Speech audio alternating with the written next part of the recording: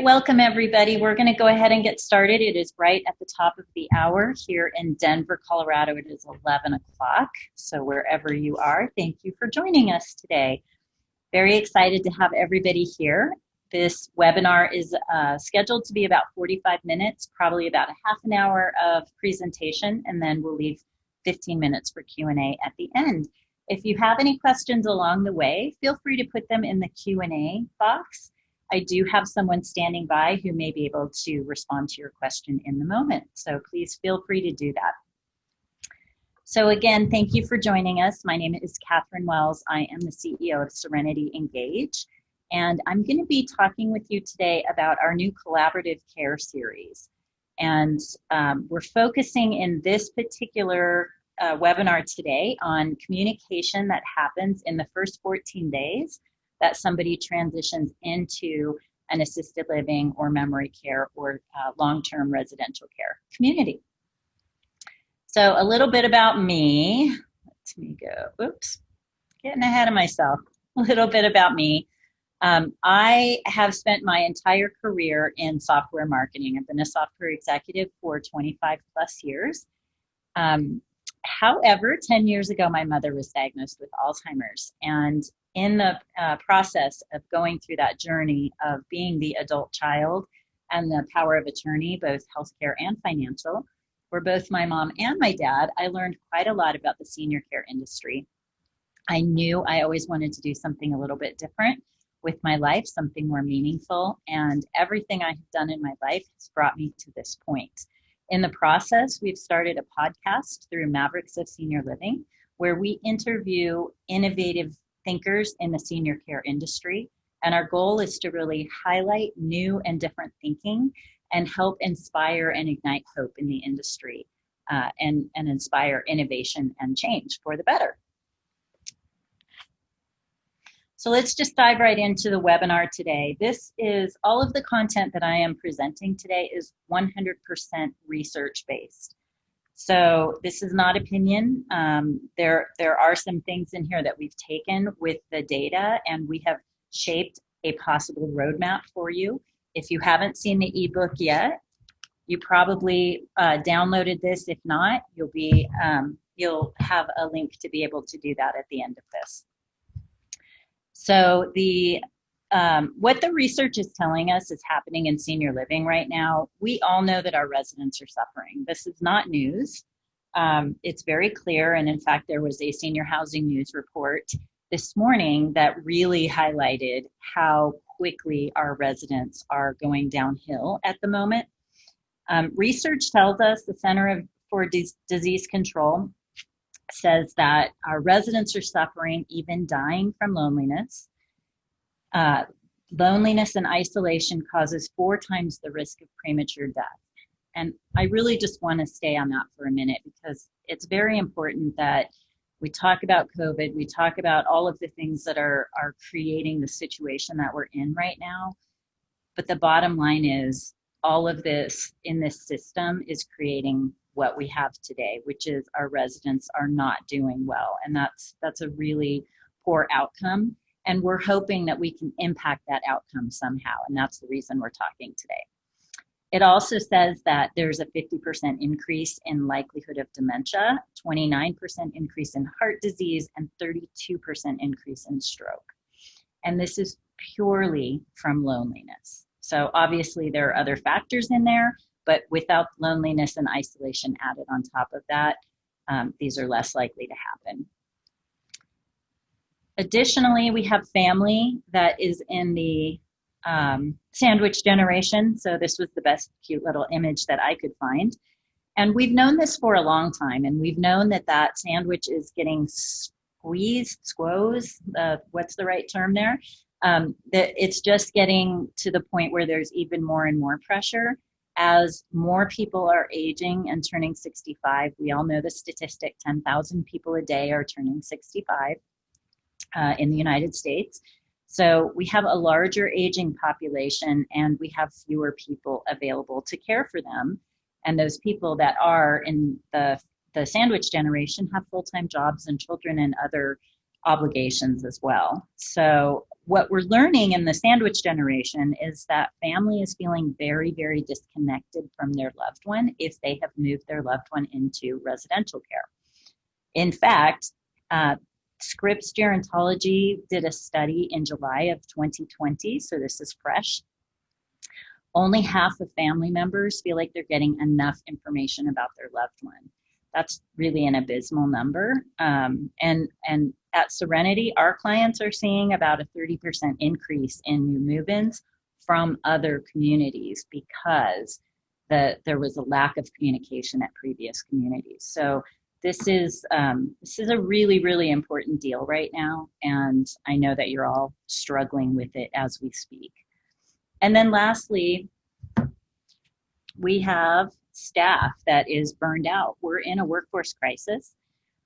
We know we have a shortage of staff. We know we have low wages and high turnover that is costing millions in the industry. Obviously, these are really big problems. We can't solve them all, and there is no one silver bullet for all of these. There are, however, things that we can be doing that will help improve the situation as we see it. Unfortunately, the reality of today's communication is kind of a mess. So when somebody moves mom, dad, spouse into senior care, what they often have is a whole new group of people to communicate with as the family member. So if I put my family member hat on and I'm power of attorney for someone that I love and I've transitioned them into your care, I now am communicating with you as the executive director. Most of you on this call are executive directors. I'm also communicating with the care staff. I'm communicating with the physician who's rounding. I'm communicating potentially with home care, home health, who might be coming in, giving insulin shots, doing physical therapy, potentially hospice care. So what we have learned is that there are a lot of silos of communication, and these silos don't talk to each other, and that leaves the family member in a position of trying to put all these pieces together, and they're not really equipped or educated to be able to do that. So anything we can do to make that easier goes a really long way for the family and for the care that the resident gets. And so what has really changed in the industry, and this was happening long before COVID, COVID has just really put a spotlight on everything.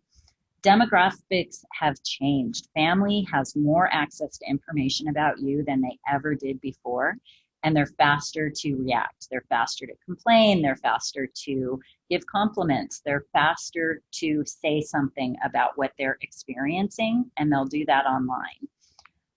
85% of the decisions are made by the family long before they ever even tour your building. So what you have online and what people are saying about you, your reputation, is probably one of the most important things to pay attention to if you're looking for new move-ins. Two, senior living has changed. This is nothing like the old nursing home days that we see on TV. And there's just so much that is available to people now, and there's so much to offer. Yet there was a time we went from the old nursing home model to almost the opposite extreme, which was full hospitality, where move mom and dad in, and then you go back to being the child, and we'll take care of everything else. And what we're finding is that doesn't work either, especially as adult children are looking for more ways to be involved with the one they love. So what we are seeing now is that communication is one of the things that makes a difference. So communication now has to change, and we're going to talk more about communication, and that it's really what I will call the conversation imperative, that we need to have more conversations. So what if we took all of this and we just kind of flipped it on its head and said, the way that the systems were designed, we're getting the results based on the way the systems were designed, and they were designed appropriately at the time. Now, things have changed, and they've changed pretty dramatically, especially maybe in the last few months. So what can we do with a system that might be a little bit outdated, but it needs to adapt? There's a lot we can do. The first thing I'm going to say is what I mentioned earlier, the conversation imperative. The biggest fears family have right now about moving mom or dad into residential care is that they don't know what's happening. And if they don't know what's going to happen with mom and dad, and they don't know how mom's day is, and they can't do FaceTime all the time, and we'll talk about all the FaceTime and Zooming and things like that in just a moment, there has to be a better way. And really, I believe it comes down to conversation, and that is what the research is proving out as well. And when I say conversation, I mean conversation with the care staff and the family members and the resident themselves. So it's not rocket science. It's very simple, but that doesn't mean it's easy in the system that we have. We can make it easier. So what is the conversation imperative? This is what it looks like. These are simple conversations between a staff member and a family member with a little note, maybe a photo, a video of their loved one, maybe introducing someone from the care staff. Again, we have people who are moving into senior care during COVID. They don't even know who the staff is that's taking care of mom or dad. So to be able to introduce the staff and give the family a channel to be able to communicate with who that is creates a connection that will reap benefits for every single person involved. And it comes down to this, and this is shared by permission of Nancy Moore and Applewood Our House.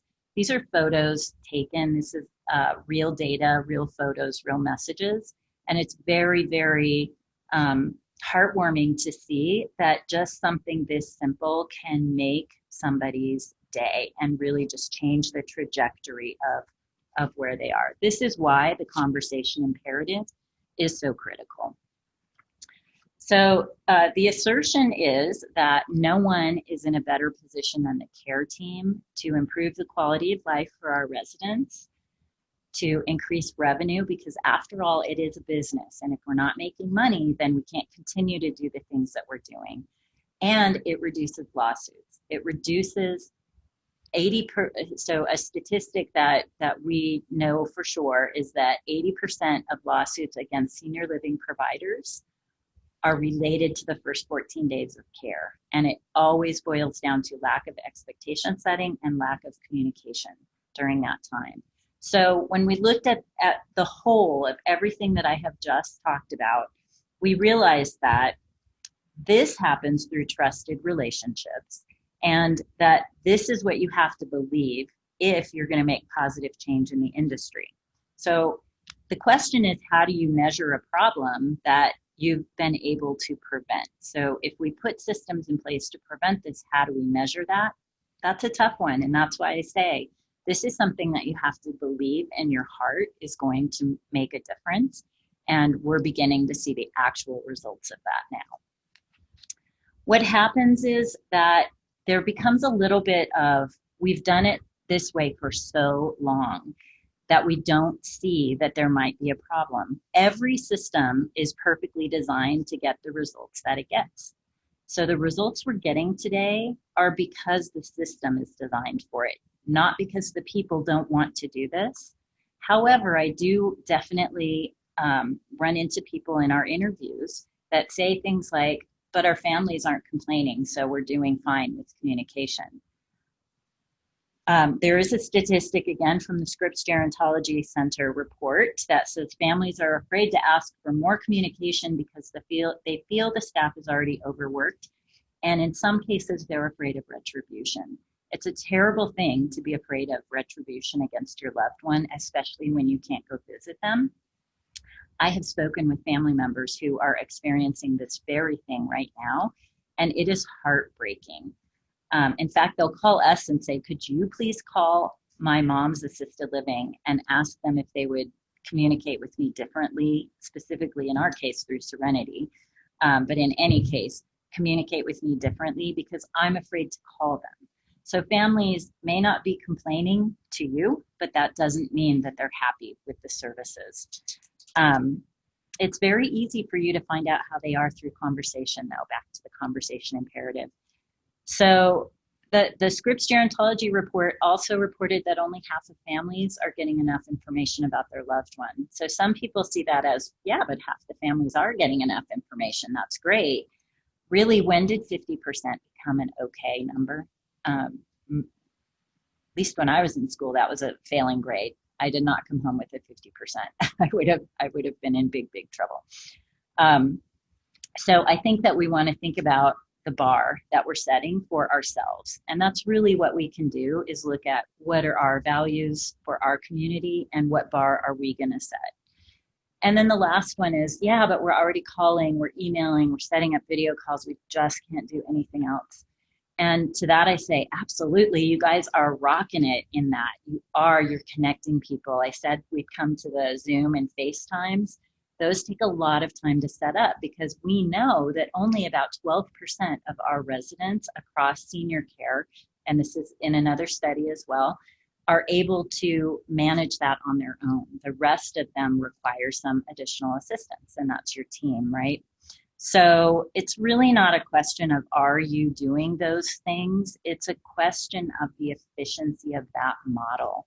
It is horribly inefficient to be sending mass emails, or lose email threads, or play voicemail tag, or my favorite is, but we post everything on our Facebook group. That's great, but that's not what family wants. Family wants to know how their mom, their dad, their spouse is doing, and they want to see pictures of them and have a conversation about them. So all of the announcements and the information that you push is fantastic, but that is not the conversation that we're talking about here. And this is really just to highlight how simple it could be to change that 50% of family members getting the right amount of information. The ones who say they are getting the right amount of information about their loved one, all they're looking for is a short little story or anecdote about their loved one, how their loved one is spending their time, and what their mood is. And if we think back to that screen where we had all of the images coming in and the conversations that were happening, that's exactly what was happening. Allowing a family member to simply message and ask, how's mom today? And then at some point during the day or within the next 12 or 24 hours, get a photo and an update, changes everything. So when we get into the why are we doing this? Why is this so important? It's because we're in the game of building high trust relationships. You have somebody's life in your hands when you move them into your community. And the most important thing you can do is build trust with the care team. The care team involves the family. Stephen Covey is one of my favorite authors, 7 Habits of Highly Effective People. I'll let you read the quote. I don't need to read it for you, but the point of this quote is, if you've built the trust, you have the ability to have difficult conversations, and you have the room to collaborate together. If you have a low trust environment, the other person is going to be constantly looking for the negative, and there's nothing you can do about that until you switch it around. And it's not hard to switch around. So what did we do about all this? That's a lot of information, but really the big question that I hope you're all asking is, but what can we do? What action can we take?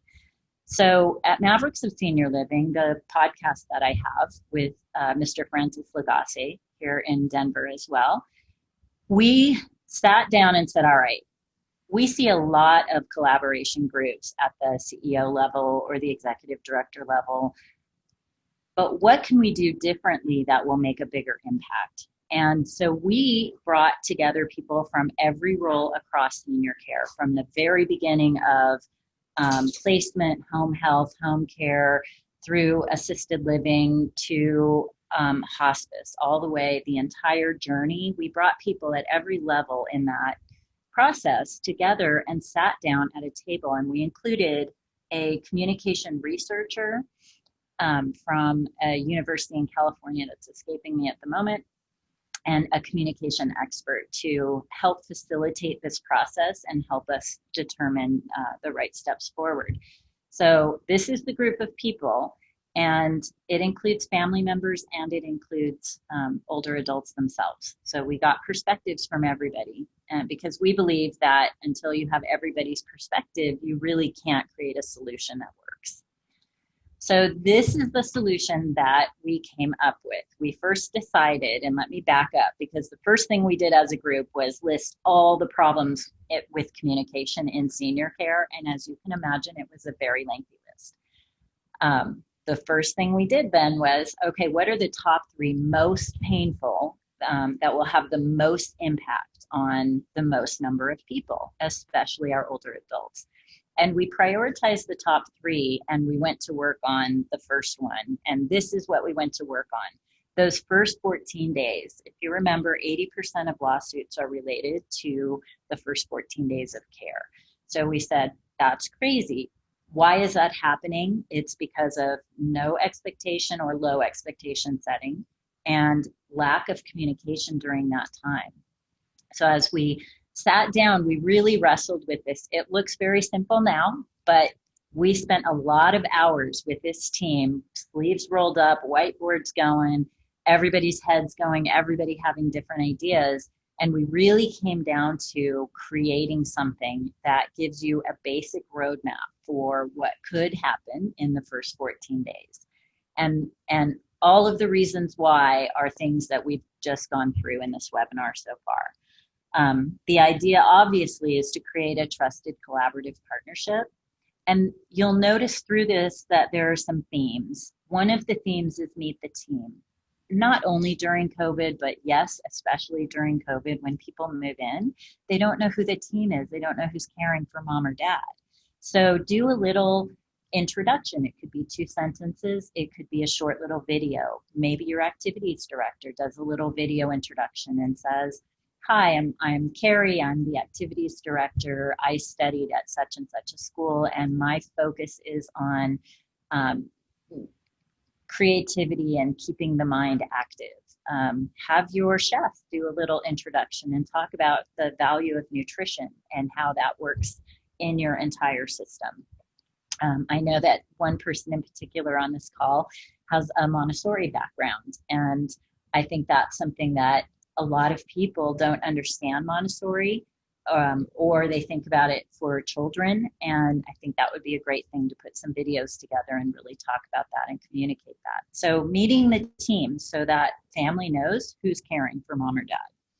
Having a personal dialogue, and that's a very quick little, hey, your mom had a great breakfast this morning and made a friend. Here she is with a smile. Or your mom needs a new robe. It's getting cold out and we're, she needs that her robe is getting ratty. Anything along those lines, but some sort of just a personal connection and conversation.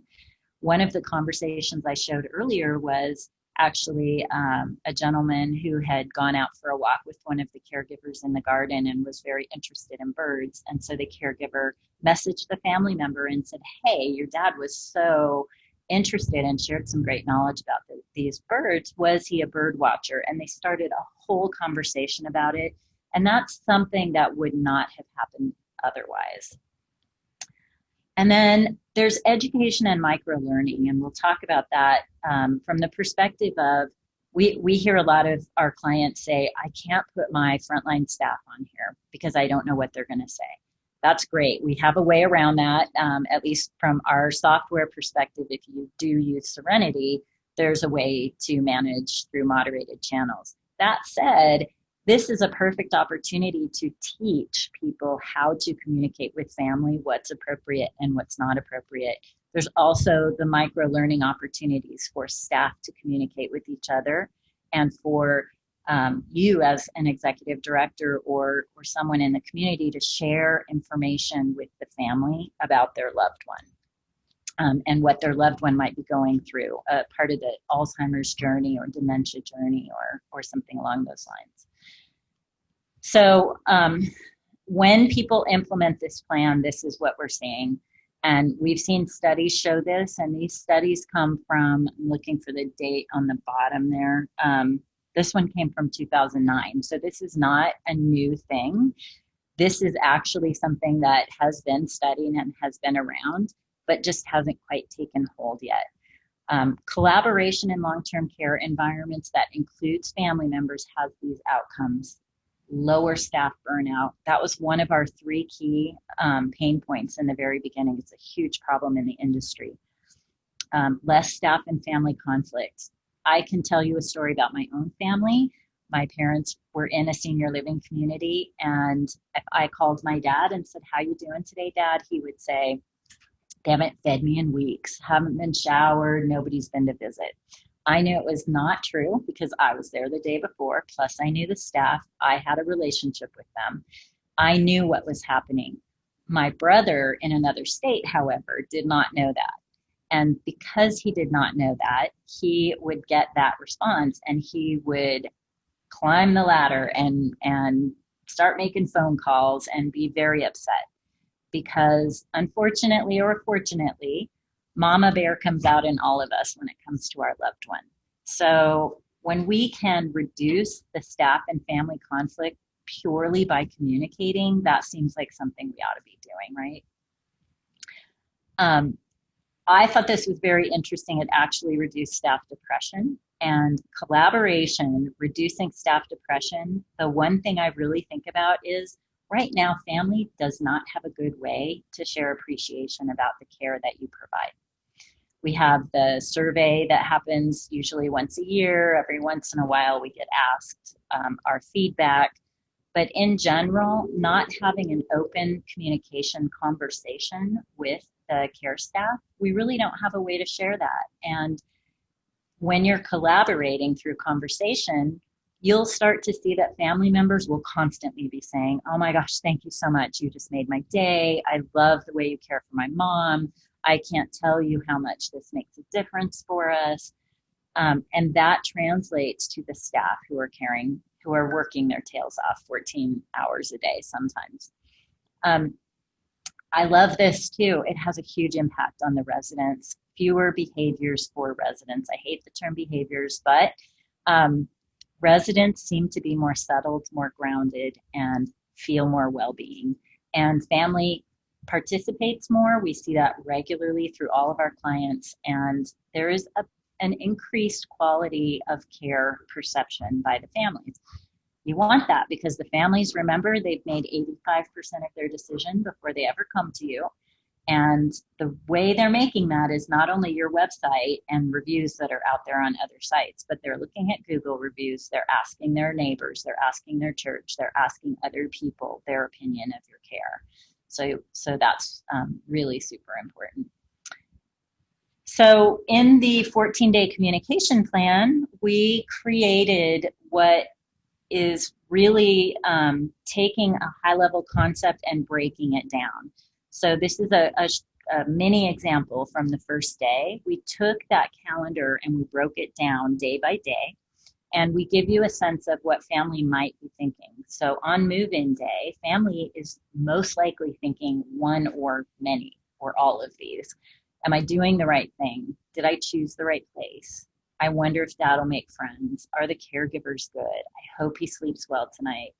I'm so overwhelmed. I will add to that. I'm so relieved he's finally in care. I feel so guilty. I'm not the one doing it. So there's a lot of emotion going on for the families. One simple thing you can do is send a quick photo that night or the next morning and say, "Here's your dad. He did really great. He's out painting this morning," or something along those lines. This is the beginning of building a trusted relationship with the family. And so I will ask the question, why now? So this was an issue pre-COVID. The industry was already changing pre-COVID. And now COVID has put a spotlight and has put pressure on everything that is happening in senior care. I would like to posit that communication is becoming the job. It does not mean that that's the only job, but 100% communication is what will make or break things. Without it, people get upset, they make up the worst. They in psychology, it's a term called negativity bias. If we don't know what's happening, we look for the worst. And that's a human nature thing. That's not just a family member thing. So I posit that communication is the job, and that ties directly to this conversation imperative. Education happens in the moment, and we are learning over and over and over, especially as schools have to go online now, that micro learning is far more effective. So when you can do educational moments in this process, you're not only building a bond with the care team and creating collaboration, you're educating people in a way that is far more effective and becomes more innate. And lastly, I mean, you just can't ignore the results of what we showed. There is a cost if you're not doing this. People will move out. We have family members just about every day talking to us about how they want to move from the community that they're in to a community that will communicate with them. We also see, if you're not communicating, an increase in legal action and reduced health outcomes. None of us want that. That's not why we're in the industry. And I go back to what I said earlier about a system is designed to get exactly the results it is getting. This is a system problem. It's not a people problem. You all are on this call right now because you care, and you have staff that care, and you want to know what you can do a little bit differently. We don't have to change massively the entire system all at once. We can change one thing at a time. And that one thing that I ask you to change is the conversation imperative. Whatever you do, whether it is through Serenity or any other method that you choose, please, please, please start creating a regular conversation with family members. We have some communities who say, we know we're pretty strapped, but actually that's a job that we want to hire for, or we want to designate this person over here. Often it's an activities director to be the person who's going to be the communicator. It is very possible to do without adding headcount, without adding time, and actually reducing the amount of time that you are running around chasing voicemails, chasing emails, pushing information out, because now you'll be able to just do it all at one time, have streamlined communication, and our clients are seeing easily 3 hours a week saved per staff member by using Serenity. So with that, I would like to open it up to questions. Thank you, Ruth Ann. Yeah, communication is the key. And one of my question marks as someone who owns a business and has run large organizations before, we always have our key performance indicators. And those are the things that we monitor and manage to make sure that we're doing the right thing and getting the right results. And I look at senior care, residential care in particular right now, as well as hospice. And I think one of those key performance indicators really needs to be, how are we communicating with family, and how are our family receiving that?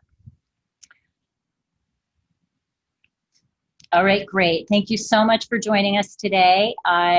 This has been a recorded session, so it will be available to you if you'd like to watch it again. If you would like access to the ebook that I mentioned, and we also have a printed version that you can get, email me at Catherine@serenityengage.com, and we'll get you a copy of that, or you can download the ebook from our website. And it is not 100% Serenity. It is about communication and conversation. So please take the opportunity and look at how this might help you in your community.